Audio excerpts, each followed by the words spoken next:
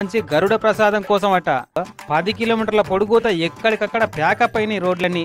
సంతానం లేని ఆడవాళ్ళందరికీ కూడా గరుడ ప్రసాదం గరుడ ముద్ద అని చెప్పి ఇస్తుంటాము.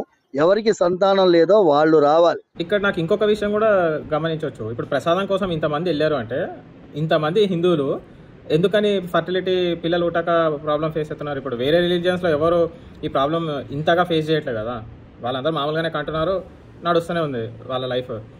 హిందూస్లో మాత్రం ఎందుకు ఇంత ఇష్యూ ఫేస్ చేస్తున్నారు?